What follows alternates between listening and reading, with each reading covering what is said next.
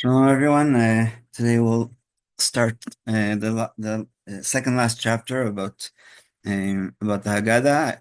Maybe next year we'll do the chapter that we skipped, and also the last chapter which talks about the Seder night and its mitzvahs. Because a lot of preparation goes into Pesach, and sometimes that's a lot more important. But the core of that night is tell your child, as is the title of this halacha.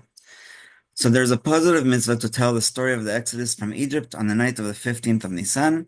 The more one embellishes, the telling elucidates the great kindness God shows us by saving us from the Egyptians and avenging us upon them, interprets the signs and wonders that God performed at that time and place for our sake, delves into the laws of Pesach and gives expansive gratitude to God, the more commendable it is. So I don't think that I ever thought about it in this way, but the general mitzvah to teach our children is in the Shema, V'shinantam levanecha, and we're supposed to teach them at Advarim ha'ele, which is a very general statement. What are these specific words? But it seems that it's pretty clear that to talk to them about our faith in Hashem and certain mitzvot that are appropriate even when they're before bar mitzvah. And so that is a general mitzvah to Veshinantam Levanecha, to teach the kids everything of course, according to age appropriate and what they can accept and understand. But the main difference, I think, between these two Haggadah, these two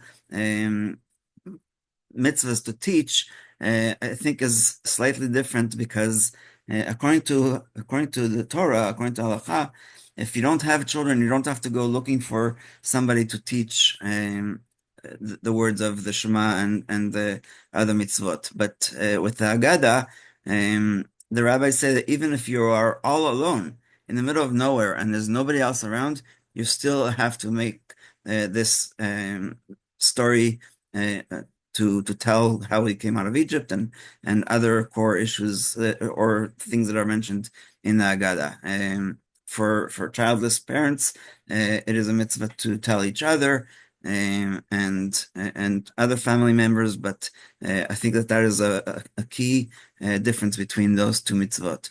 So the essence of the mitzvah is to tell the children, as it's stated, tell your child on that day, it is because of this that God did for me when I left Egypt. Even one who is childless is commanded by the Torah to recall the Exodus on Pesach night.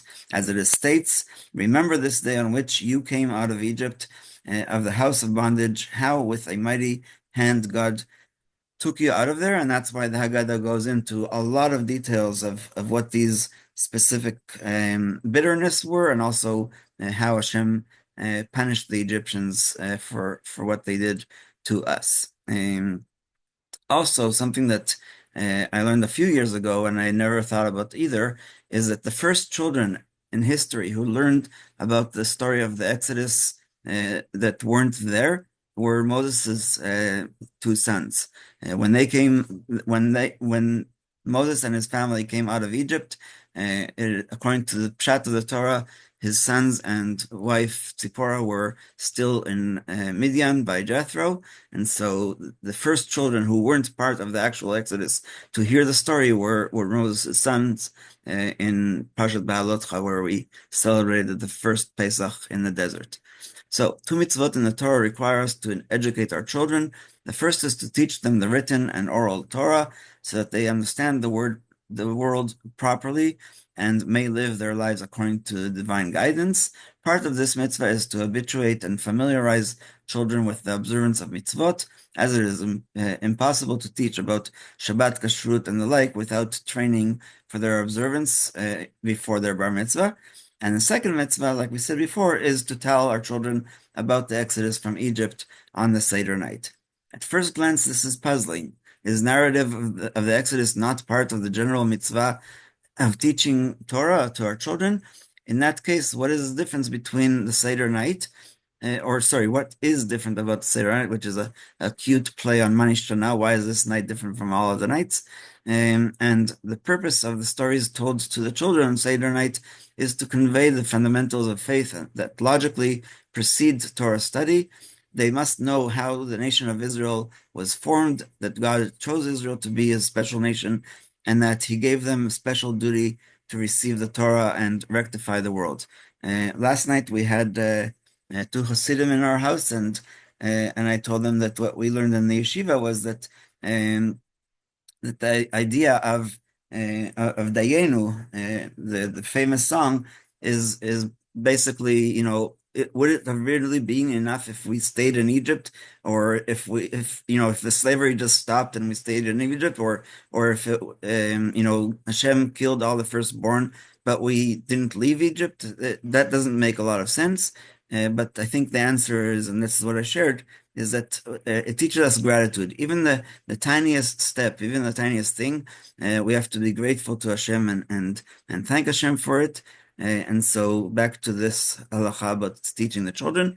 Parents, of course, do not live forever. The next generation will have to bear the torch of tradition, the great and awesome task that God intended for Israel, until the world has been fully repaired. This is the lesson of the Seder night. All of its mitzvot lead to that end, and like he said, it preceded the giving of the Torah at Mount Sinai. Note that the obligation to study Torah is derived from the verse, teach them to your children, to speak of them, in Devarim 11:19. That's the second paragraph of the Shema. The sages explain that one who must teach his son Torah must himself study Torah, because otherwise how can you teach it? It is only through the personal example of parents studying Torah with love and diligence that the value of Torah study is imbued within the children. The mitzvah to instruct the children teaches us that the fundamental goal of the Torah is to positively influence others and add life to the world, not just to elevate the individual who studies Torah. Therefore, the Torah emphasizes in this commandment the obligation to teach the children, for the essential goal of the Torah is to influence the entire people of Israel in every generation. What is more, when one studies in order to teach others, lilmod al menat lamed, his study is more thorough and profound. Likewise, the purpose of the mitzvah to tell the story of the Exodus is that the memory of the Exodus and the great destiny of the Jewish people will be so deeply and palpably alive in the hearts of the parents that they will be able to pass it on to their children. To that end, parents must delve into the meaning of the Exodus and the mitzvot of the of the holiday and serve as personal examples. Do as I do and do as I say. Both are important.